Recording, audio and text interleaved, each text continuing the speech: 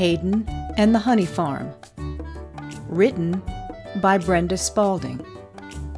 Illustrated by Jacqueline Pasquet Gill.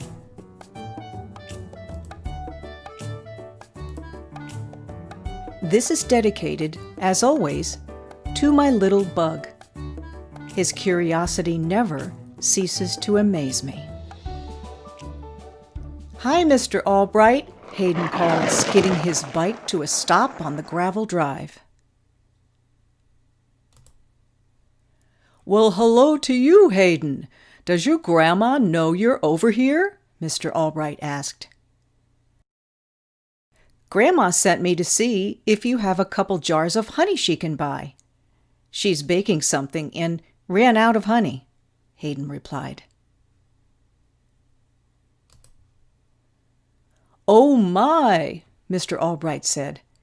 "Mrs. Albright took the last 2 jars I had and some wax candles over to Mr. McGregor's farm stand." "That's okay. Maybe she can make something else," said Hayden, getting back on his bike. "Not to worry. We'll just go ask the bees if we can have some from their hives." "Ask the bees?" said Hayden, dropping his bike. "Bees don't talk. How can we ask them for honey?" "The bees talk. You just have to listen real hard," Mr. Albright told him. "Come, I'll show you." Hayden followed Mr. Albright to the field behind his house. There he saw several rows of white boxes. "These are my beehives. Each hive contains 1 queen bee and about 60,000 worker bees." "That's a lot of bees. Do you ever get stung?" Hayden asked, a little afraid of getting too close to all those bees. "I did when I first started to keep bees, but I learned to talk to the bees and to be very gentle with them. Someday I'll show you how we get the honey." As they walked, Hayden asked, "Mr. Albright, do my bats ever eat your bees?" "Oh no, your bats fly at night while my bees are sleeping in their hive.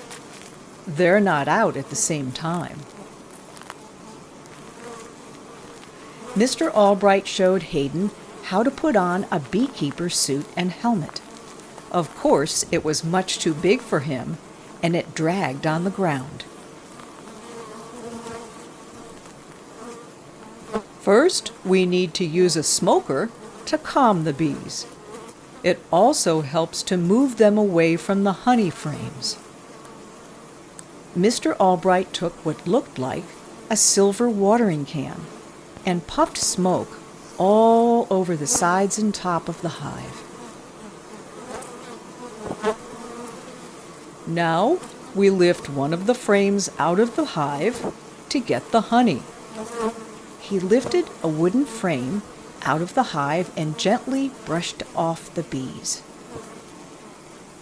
Then he took a knife and cut off the wax honeycomb the bees had attached to the frame.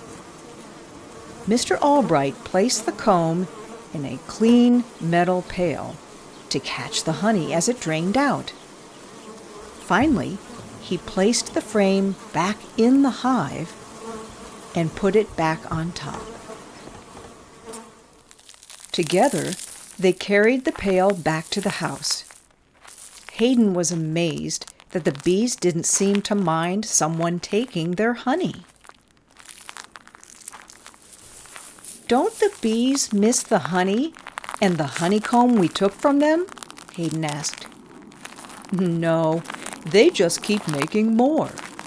We always leave them some and never take it all," Mr. Albright explained.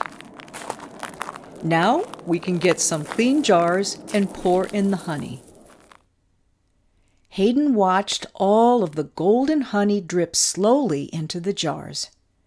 Mr. Albright even had a piece of comb in each jar. Thank you, Mr. Albright, Hayden said, taking the jars and placing them carefully in the basket of his bike.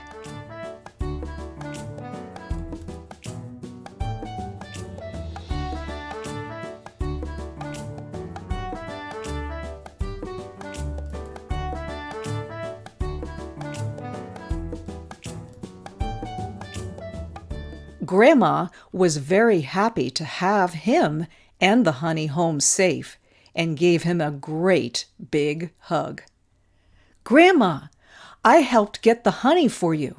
Mr. Albright showed me how. Do you think I can have a beehive of my own? Then we can have our very own honey from our very own honeybees. Well, I think you can, but you need to be a bit bigger. Keeping honeybees is a lot of work and not an easy job. How about you help me make some honeybee cookies? We can send some over to Mr. and Mrs. Albright to thank them for the honey. Hayden and Grandma made lots of cookies. When they were finished, they sat at the kitchen table, trying a couple of cookies with a glass of milk. Just to make sure they came out right, Grandma said.